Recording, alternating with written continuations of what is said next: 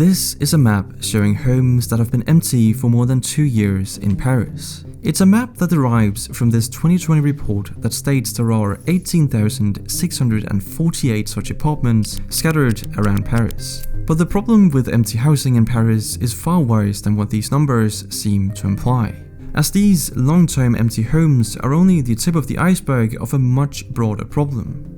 You see, long-term empty lodgings are only a subset of the total vacant housing stock here, and if we broaden the definition of what counts as an unoccupied home and take into consideration all the dwellings that are not used as the main residency of a household, then the figure climbs to a staggering 17% of the total housing stock. With some rough calculations, this is around 240,000 homes that do not serve as main residencies.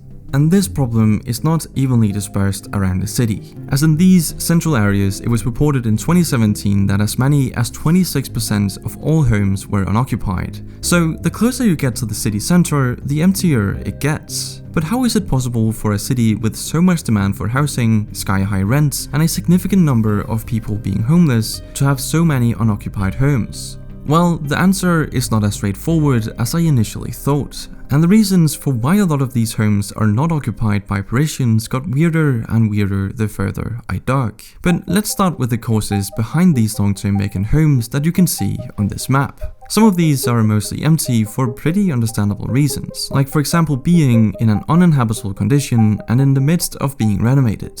But there's also other more concerning causes at play here. You see, these homes might very well be the target of financial speculators, who invest in real estate with the sole purpose of realizing capital gains in expectation of an appreciation in their assets' value. This creates a bit of a problem because many of these investors are mainly concerned with financially benefiting from a short to medium term appreciation of their asset. As a result, more often than not, they have no incentive to put their home on the rental market, even if this means they would have to forego a rental income. This phenomenon is called buy to leave, and it's particularly widespread in major urban centers around the world. Which makes sense, but the fact that this is happening is kind of weird because it's a pretty simple problem to solve. I mean, in Copenhagen, all homes must be inhabited by someone, except for a small amount of homes that don't have what is known as bopælsplikt, which is Danish for residency requirement. All other homes, however, must be inhabited either by yourself or a tenant you find, and it has to be occupied for at least 180 days a year. And if that requirement isn't met, the local authorities will find a tenant for you and force you to let them live there. Paris doesn't have rules like this, so a lot of these long-term empty lodgings will continue to be present in the city, leaving a lot of people who could afford to live there with no chance. But amazingly, this isn't even the biggest problem in Paris when it comes to housing. Instead, that would be the homes that aren't empty on paper but also don't serve as main residencies of a household, which I'll get into in a bit. But first, for people leaving their second apartment empty, renting it out is an easy way to generate more income. Because in 2022, you can't have all your eggs in one basket. Especially since experts predict a typical portfolio heavy on stocks is expected to literally flatline this year. And that's a best case scenario. And with inflation taking 9% of your money straight out of your bank account, people are scrambling for options. But let's take a cue from the world's best investors, because a groundbreaking Ernst & Young study last year revealed that 8 in 10 ultra-high net worth individuals invest in alternatives, things like real estate, gold, and private equity. But B of A's CIO recommends investing in one specific high-performing alternative to rescue your cash: fine art. 2/3 of millionaires already hedge against inflation with art, according to UBS. Because the last time inflation was this high, art appreciated by an unprecedented 33.2% annually.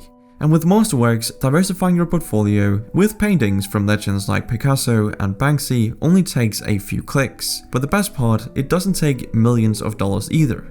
Actually, I take that back. The best part is that Masterworks has delivered an unbelievable 25% net returns for the last 4 years in a row, through COVID, a bear market, and scathing inflation. Past performance is no guarantee of future results, but they've done so well that there is a line of people waiting to be let onto the platform. So use my link in the description to skip the waitlist and get started today. Thank you to Masterworks for sponsoring this video.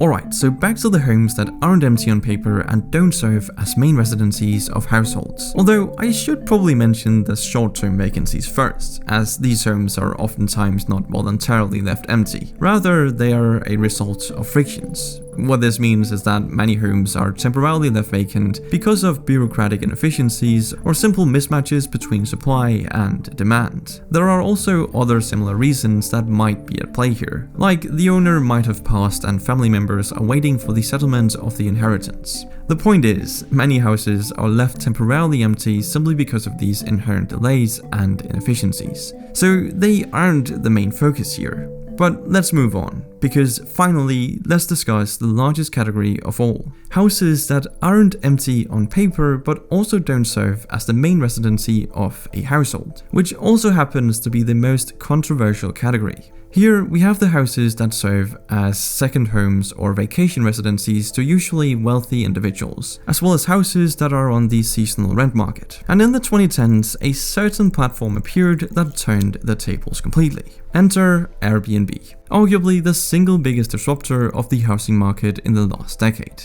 especially in Paris. You see, in the period between 2012 and 2017, over 30,000 homes stopped being occupied as primary residencies, an increase never before seen in history and was most likely due to the Airbnbization of the city, which in turn meant 30,000 fewer homes for people in need of long-term accommodation, not to mention the immense market pressure it creates on the rent prices that only makes the situation worse. Of course, this whole situation is far from optimal, and it comes with big societal costs, especially in a city like Paris where people from all over the country and world come in search of economic opportunity. Sufficient and affordable housing is a necessity, and such a high number of vacant houses can only be regarded as a market failure. And the French policymakers first came to recognize that this market failure is in dire need of an intervention in the 90s. But back then, the main problem was the long-term vacant homes, so they decided to push back against this by introducing an extra tax on houses remaining vacant for more than 2 years, a practice that many cities in the world have followed. The way the tax is implemented varies from city to city, but in Paris, the owner of the vacant home had to basically pay up to 15% of the potential annual rental value the home could produce in taxes. And to be fair, there is some academic evidence that this tax had at least some effect until 2001.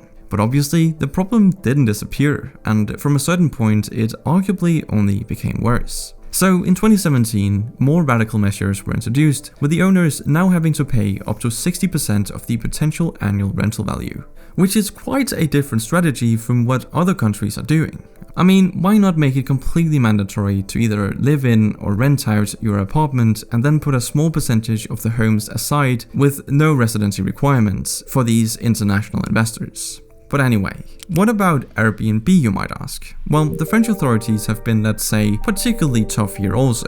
And in 2019, they introduced a 120 days per year cap on the short-term rental of a main residence in central Paris. And this was followed by a series of decrees and measures trying to tighten the control on short-term rentals, including fines and tighter bureaucratic procedures. But other cities and countries have put in much stricter regulations. For example, in Denmark, there's a ceiling of 70 days per calendar year where you can rent out your home on a platform like Airbnb. But it is a step in the right direction.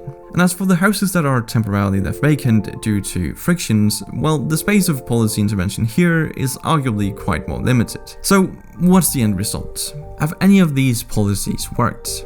Well, from what we've seen so far, it appears that the number of vacant apartments don't seem to slow down in a consistent manner. And as for Airbnb, the listings did see a fall in 2021, but whether this is due to the general trend of Airbnb listings in major cities falling due to the lockdowns or a result of the tighter measures is not clear. In spite of all this though, one thing is for certain. The case of Paris has a lot to teach us about the problems major cities are facing right now and about the possibilities and limits of the policymakers to influence the situation with their interventions. But that's it for this video. Thank you for watching and I'll see you in the next one.